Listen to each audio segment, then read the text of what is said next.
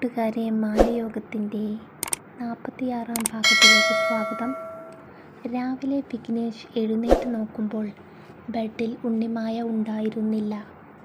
നേരം വെളുക്കും വരെ താൻ ഉറങ്ങാതെ കിടന്നെങ്കിലും പിന്നീട് എപ്പോഴാണ് മിഴി ഒന്ന് ചിമ്മിയതെന്ന് അവൻ ഓർത്തെടുക്കാൻ ശ്രമിച്ചു. ഫോണെടുത്ത് സമയം നോക്കിയപ്പോൾ 7:30 ആയിരിക്കുന്നു. അതോടെ അവൻ ചാടി എഴുന്നേറ്റ് ഗോവണിപ്പടികൾ ഇറങ്ങി വന്നു ഉമ്മറത്തെത്തി. കയ്യിൽ പേസ്റ്റും ബ്രഷും തോർത്തും പിടിച്ച് ഉണ്ണിമായ അവൻ്റെ അരികിലേക്ക് വന്നു. അവൾ കുളിച്ച് സാരിയൊക്കെ മാറിയിരിക്കുന്നു. പ്രാതൽ കഴിച്ച് കഴിഞ്ഞതും എൻ്റെ വീട്ടിലേക്ക് പോകാം. ചടങ്ങ് കഴിഞ്ഞ് നമുക്കിറങ്ങാം. തലയിൽ കെട്ടിയ നനഞ്ഞ തോർത്ത് അഴിച്ചെടുക്കുന്നതിനിടെ ഉണ്ണിമായ പറഞ്ഞു. പാടത്ത് ചെറിയ ജോലികളൊക്കെ കഴിഞ്ഞു ഭരതനും വന്നതോടെ എല്ലാവരും ഒരുമിച്ചിരുന്നു ഭക്ഷണം കഴിച്ചു. ഇന്ന് ഭരതൻ ലീവെടുത്തോ? ഉണ്ണിമായുടെ വീട്ടിലേക്ക് പോകുന്ന വഴിയിൽ വെച്ച് വിഘ്നേഷ് തിരക്കി. ഹാഫ് ഡേ ലീവാണ്, പക്ഷേ പരീക്ഷ അടുത്തിരിക്കുകയാണ്. അധികം ലീവെടുത്താൽ കുട്ടികളുടെ കാര്യം കഷ്ടമാകും. എന്നാലോ കല്യാണം കഴിഞ്ഞ തൊട്ട് എപ്പോഴും ലീവാ. സ്വന്തം സ്കൂളായോണ്ട് ജോലി പോകില്ല എന്നൊരാശ്വാസമുണ്ട്. ഭരതൻ ഒരു പൊട്ടിച്ചിരിയോടെ പറഞ്ഞതും വിഘ്നേഷും കൂടെ ചിരിച്ചു. ഉണ്ണിമായക്കും കവിതയ്ക്കും പിറകിലായി മേഘനയും കൃഷ്ണനുണ്ണിയും ആ വീടിൻ്റെ മുറ്റത്തെത്തി. കർമ്മങ്ങളെല്ലാം പൂജാരി ചെയ്യുന്നത് പ്രാർത്ഥനയോടെ എല്ലാവരും നോക്കി നിന്നു. സുചിത്രയും ജിതിനും വിപിനും അവർക്കിടയിലേക്ക് വന്നു കൈകൂപ്പി നിന്നു. ഉണ്ണിമായുടെ മിഴികൾ തോരാമഴ പോൽ പെയ്തുകൊണ്ടിരുന്നു. ഉള്ളിൽ ഇപ്പോൾ അറിയുന്ന വികാരം ആശ്വാസമാണോ വീട് വിട്ടുപോകുന്ന ദുഃഖമാണോ എന്നവൾക്ക് തിരിച്ചറിയാൻ കഴിഞ്ഞിരുന്നില്ല. ചടങ്ങുകൾ തീർന്നു. ദീപത്തിൽ തിരി തെളിയിച്ചു.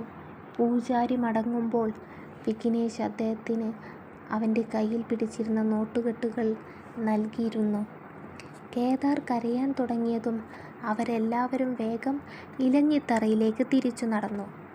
ബാഗെടുത്ത് ഇലഞ്ഞിത്തറയിലുള്ളവരോട് മുറ്റത്തു പുഞ്ചിരിയോടെ നിൽക്കുന്ന സുചിത്രയോടും യാത്ര പറഞ്ഞ് ഉണ്ണിമായ ഇറങ്ങി. സുചിത്രയുടെ ഇരുവശങ്ങളിലായി നിൽക്കുന്ന ജിതിനെയും വിപിനെയും നോക്കിയപ്പോൾ അവർക്ക് പിന്നിൽ നിന്ന് അപ്പു ചിരിക്കുന്നത് പോലെ ഉണ്ണിമായക്ക് തോന്നി. അവൾ ഓടിച്ചെന്നു അവർ രണ്ടുപേരെയും കെട്ടിപ്പിടിച്ച് നെറുകയിൽ ചുംബിച്ചു. മുമ്പിൽ കാണുന്ന കരളലിയിക്കുന്ന രംഗം കണ്ട് കണ്ണ് നിറഞ്ഞവരുടെ കാഴ്ച കണ്ണുനീരാൽ മങ്ങിപ്പോയിരുന്നു. ഗേറ്റ് കടന്നു പോകുന്ന ഉണ്ണിമായക്കും വിഘ്നേഷിനും പിറകിൽ കവിതയും ഭരതനും കൂട്ടുപോയി. എന്നോട് ദേഷ്യമൊന്നും തോന്നല്ലേ ഉണ്ണിമായേ, നിന്റെ നന്മയ്ക്ക് വേണ്ടിയാ ഞാൻ ഇന്നലെ അങ്ങനെയൊക്കെ പറഞ്ഞു തന്നത്. ഒരിക്കൽ അദ്ദേഹം നിന്നെ സ്നേഹിക്കും. അന്ന് നീ ആ സ്നേഹം നിഷേധിക്കാതിരുന്നാൽ മാത്രം മതി. കവലയിലേക്ക് പോകുന്ന വഴിയിൽ വെച്ച് കവിത ഉണ്ണിമായുടെ കരം കവർന്നു അവളുടെ നെഞ്ചോട് ചേർത്തു നിന്നു. മുന്നോട്ടുള്ള ഈ ജീവിതത്തിൽ എനിക്ക് സ്വപ്നങ്ങളൊന്നുമില്ല. ഒരു കണിക പോലും പ്രതീക്ഷയുമില്ല. സ്വപ്നം കാണാനും പ്രതീക്ഷിക്കാനുമൊക്കെ എനിക്ക് ഭയമാണ് കവിതേ. എല്ലാത്തിനോടും എനിക്ക് ഭയമാണ്.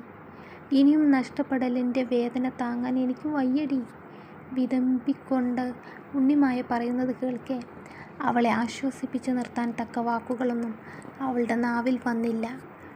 ഉണ്ണിമായും കവിതയും കാറിനരികിലെത്തിയിട്ടും വിഘ്നേഷിനെയും ഭരതനെയും കാണാനുണ്ടായിരുന്നില്ല. വിഘ്നേഷ് കാറിൽ ഉണ്ണിമായെ കാത്തിരിക്കുകയാകുമെന്ന ചിന്തയിൽ ഇരുവരുടെയും നടത്തത്തിൻ്റെ വേഗത കൂട്ടിയിരുന്നു. ഇതെവിടെ പോയി രണ്ടാളും? കവിത സംശയത്തോടെ ചുറ്റും നോക്കി. എടാ, നിന്റെ ആള് കഴിക്കുമോ? കവിത ശബ്ദം താഴ്ത്തി ഉണ്ണിമായുടെ കാതോരം വന്ന് തിരക്കി. അവൾ ചോദിച്ചത് എന്താണെന്ന് മനസ്സിലാവാതെ ഉണ്ണിമായ നെറ്റി ചുളിച്ചു കവിതയെ നോക്കി.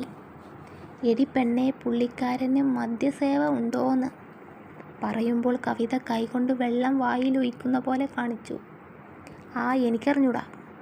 ഉണ്ണിമായ വിമ്മിഷ്ടത്തോടെ ചുമൽ കൂച്ചി തിരിഞ്ഞു നിന്നു. പിന്നെ നിനക്ക് എന്ത് കുന്തമാ അങ്ങേരെ പറ്റി അറിയുക? രണ്ടുപേരും വീണ്ടും വാക്കേറ്റമായി. നിന്റെ ചെറിയമ്പിയാർ കുടിക്കോ? ഇല്ല. പിന്തിരിഞ്ഞു നിന്ന് ഉണ്ണിമായ തിരക്കിയതും ഒരു ആലോചനയുടെ പോലും ആവശ്യമില്ലാതെ മറുപടി ഉടനെ വന്നു. അപ്പോൾ അതല്ല കാര്യം. കവിത ശബ്ദം താഴ്ത്തി ചുണ്ടിൽ വിരൽ വെച്ച് പതുക്കെ പറയുന്നതിനിടയിൽ കണ്ടു ഇടവഴിയിലൂടെ വേഗത്തിൽ നടന്നു വരുന്ന വിഘ്നേഷിനെയും ഭരതനെയും. ഞങ്ങൾ എത്തിയിട്ട് വിളിക്കാം. വിഘ്നേഷ് ഭരതന് കൈകൊടുത്തു ഡ്രൈവിംഗ് സീറ്റിലേക്ക് കയറിയിരുന്നതും അന്തം വിട്ടു നിന്ന ഉണ്ണിമായ കവിതയുടെ മുഖത്ത് നിന്ന് കണ്ണെടുക്കാതെ കോ ഡ്രൈവിംഗ് സീറ്റിൽ കയറിയിരുന്നിരുന്നു. കവിത അവളുടെ ഡോറിനരികിൽ വന്നു നിന്നതും ഉണ്ണിമായ അവളുടെ കയ്യിൽ പിടിച്ചു. ഉണ്ണിമായ, ഇടയ്ക്ക് വിളിക്കു കേട്ടോ. കവിത അവളുടെ കവിളിൽ തലോടി താടയിൽ തൊട്ടു. നിനക്കും വിളിക്കാലോ ഇടയ്ക്ക്. ഉണ്ണിമായ അവളെ നോക്കി ചുണ്ടുകൊട്ടി. വീണ്ടും വഴക്കിനുള്ള പുറപ്പാടാണ്. ഇങ്ങനെ വഴക്ക് കൂടി പിരിയുമ്പോൾ ഉള്ളിലെ വേർപാട് അറിയാതിരുന്നെങ്കിലെന്ന് ഇരുവരും ആഗ്രഹിച്ചു. ഇവൾ ഉണ്ണിമായ കൊടുത്ത ഫോണൊന്ന് തൊട്ടുപോലും നോക്കാതെ ഭദ്രമായി സൂക്ഷിച്ചിട്ടുണ്ട് അല്ലേ കവിതയെ? ഭരതൻ കവിതയെ നോക്കി ഇളിച്ചു പറഞ്ഞതും അവൾ മുഖം വീർപ്പിച്ചു. അവനിൽ നിന്നും മുഖം തിരിച്ചു.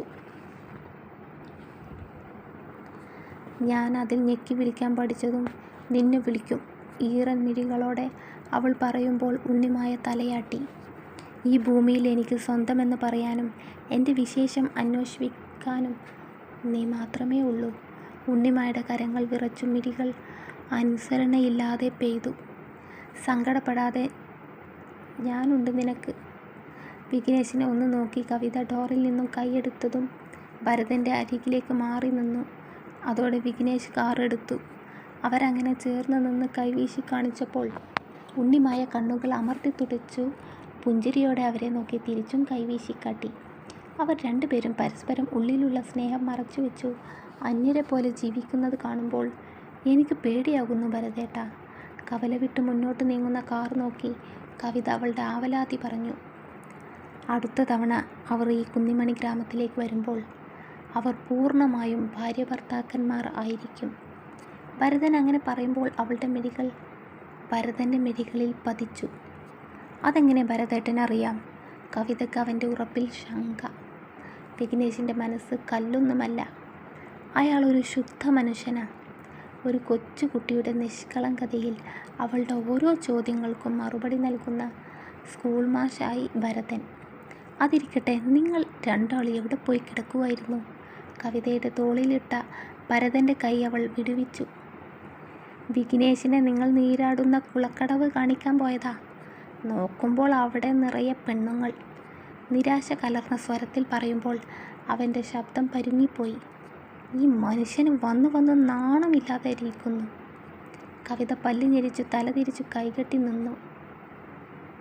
അത് പിന്നെ കുളക്കടവ് കാണിച്ചു കൊടുക്കാമെന്ന് വിഘ്നേഷിനോട് പറഞ്ഞതല്ലേ? പിറകിലൂടെ പോയി പിടിച്ചു അവൻ്റെ നെഞ്ചോട് ചേർത്ത് മുന്നോട്ട് നടക്കുമ്പോഴും അവളുടെ മുഖം കടന്നൽ കുത്തിയ പോലെ വീർത്തിരുന്നു. കാർ ഗ്രാമവഴികളെല്ലാം കടന്ന് പട്ടണത്തിലൂടെയുള്ള യാത്ര തുടങ്ങിയിട്ട് 1 മണിക്കൂർ പിന്നിട്ടിരിക്കുന്നു. ഏറെ യാത്രാക്ഷീണം തോന്നിയിട്ടും ഉണ്ണിമായ ഒരുപോലെ കണ്ണടച്ചില്ല. കണ്ണടക്കാൻ അവൾക്ക് തോന്നിയില്ല. എന്തൊക്കെയോ പൂർത്തീകരിച്ച ഒരു സന്തോഷം അവൾക്കുള്ളിലുണ്ടായിരുന്നു. അച്ഛൻ, അമ്മ, അപ്പു എല്ലാവരും ഒരുമിച്ചൊരു ലോകത്തിരുന്ന് അവളെ നോക്കി പുഞ്ചിരിക്കുന്ന പോലെ മനസ്സിൽ തെളിഞ്ഞതും അതിൻ്റെ തെളിച്ചം അവളുടെ മുഖത്ത് പ്രകാശിച്ചു. തല പതുക്കെ ചെരിച്ചു വിഘ്നേഷിനെ നോക്കുമ്പോൾ അവൻ ഇടം കൈകൊണ്ട് സ്റ്റിയറിംഗ് ബാലൻസ് ചെയ്തു വലം കൈമുട്ട് ഡോറിൽ കുത്തി വിരൽ കൊണ്ട് നെറ്റി തടവുന്നുണ്ട്. സാറിന് സുഖമില്ലേ? ഉണ്ണിമയുടെ ചോദ്യം കേട്ട് വിഘ്നേഷ് അവളെ തിരിഞ്ഞു നോക്കി. ഹേയ്, കുഴപ്പമൊന്നുമില്ലടോ. ഉണ്ണിമായ ഓക്കെ അല്ലേ? അവൻ മുഖത്ത് ഒരു പുഞ്ചിരി വരുത്തി നെറ്റിയിൽ നിന്നുള്ള വിരലെടുത്തു നേരെയിരുന്നു. ജീവിതത്തിൽ വലിയൊരു സൗഭാഗ്യം പൊടുന്നനെ വന്നാൽ ഞങ്ങളുടെ വീടുപേക്ഷിച്ച് ഞാൻ പറഞ്ഞേൽപ്പിച്ച വാക്കുപോലും പൂർത്തീകരിക്കാതെ ഉണ്ണിമായ ഇവിടെ നിന്നും പോകുമോ? ഇത്രയും വലിയൊരു ചോദ്യം ചോദിച്ചവൻ്റെ മുഖത്ത് അതിൻ്റെ ഒരു ലക്ഷണവും കണ്ടില്ല. സാറ് ഇതെന്തൊക്കെയായി ചോദിക്കുന്നത്? ഉണ്ണിമായ കണ്ണുമീഴ്ച അങ്ങനെ ഇരുന്നു. നമ്മുടെ പ്ലാനിങ് തീരുന്നത് വരെ ഒരു കാരണത്തിൻ്റെ പേരിലും ഉണ്ണിമായ ആ വീട്ടിൽ നിന്നും പോകരുത്. ഉണ്ണിമായ വിഘ്നേഷ് ഉപേക്ഷിച്ചു എന്നായിരിക്കണം എല്ലാവരും അറിയുന്ന വാർത്ത. വിവാഹം ലീഗലി രജിസ്ട്രേഡ് ആയതുകൊണ്ട് ഡിവോഴ്സ് കിട്ടാൻ കുറച്ച് കാത്തിരിക്കേണ്ടി വരും.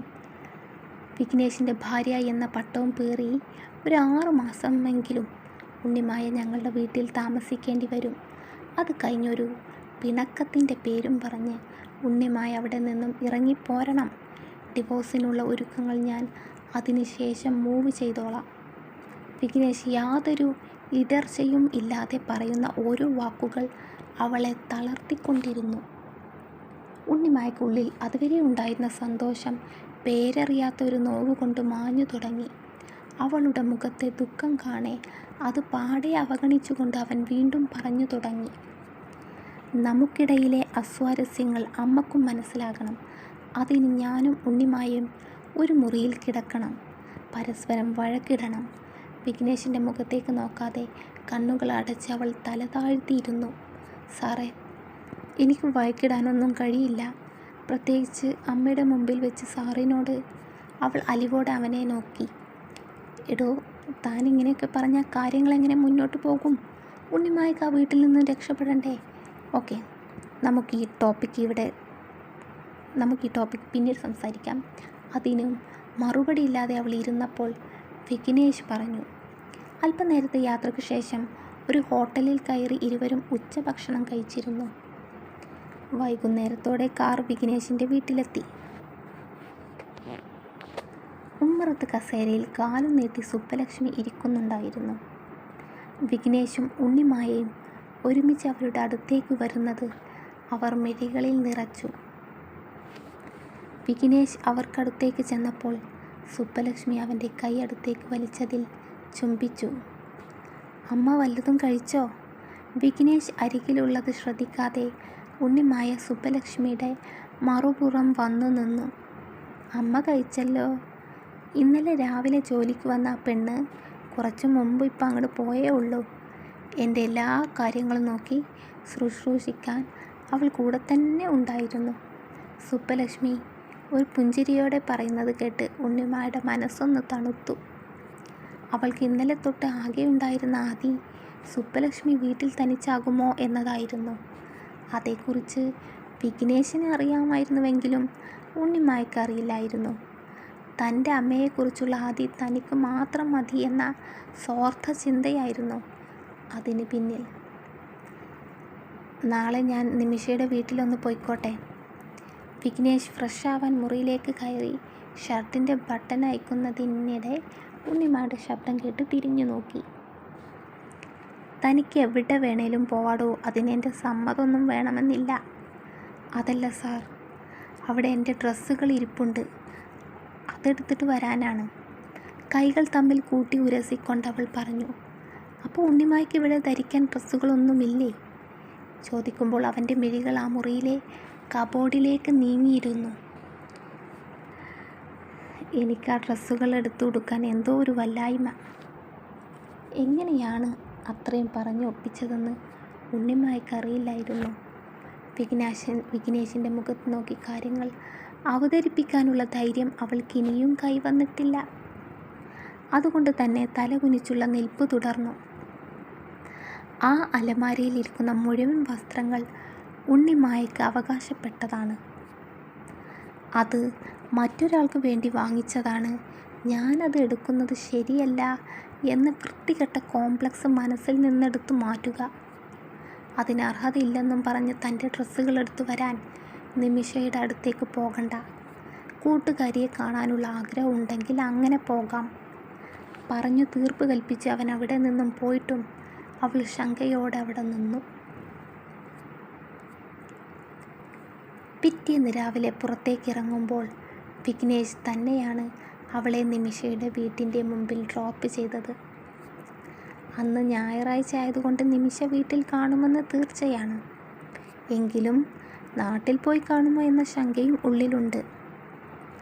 2-3 ഫ്രണ്ട്സിനെ കണ്ട് ഉണ്ണിമായെ കൂട്ടാൻ തിരികെ ഇതുവഴി വരാം എന്ന് വിഘ്നേഷ് കാറിൽ നിന്ന് ഇറങ്ങുന്നവളോടായി പറഞ്ഞപ്പോൾ അവളൊന്ന് തലയാട്ടി. ഇരുമ്പ് ഗോവണി കയറി മുകളിലെത്തിയപ്പോൾ സോഫയിലിരിക്കുന്നവളെ കണ്ട് ഉണ്ണിമായുടെ മിഴികൾ ആശ്ചര്യത്തോടെ വിടർന്നു. തുടരും. അപ്പോൾ ഇനി അടുത്ത ഭാഗവുമായി ഉടനെ വരാം. കഥ ഇഷ്ടമാകുന്നുണ്ടോ? കഥ ഇനിയും വേറെ വേറെ ടേണിംഗ് പോയിന്റിലേക്ക് പോകാനുണ്ട് കേട്ടോ. നിങ്ങളെല്ലാവരും കാത്തിരിക്കണം. കൂടെ ചാനൽ സബ്സ്ക്രൈബ് ചെയ്യണം കേട്ടോ. ഞാൻ പറയാൻ മറക്കുന്നതല്ല. കൂടെ പറഞ്ഞ് നിങ്ങളെ നിരാശപ്പെടുത്തണ്ടല്ലോ, അല്ല ഇഷ്ടക്കേടാക്കണ്ടല്ലോ എന്ന് കരുതിയാണ്. എനിക്കൊരു മറവിയില്ല. നിങ്ങളെല്ലാവരും എൻ്റെ ചാനൽ സബ്സ്ക്രൈബ് ചെയ്യണം കേട്ടോ. Thank you.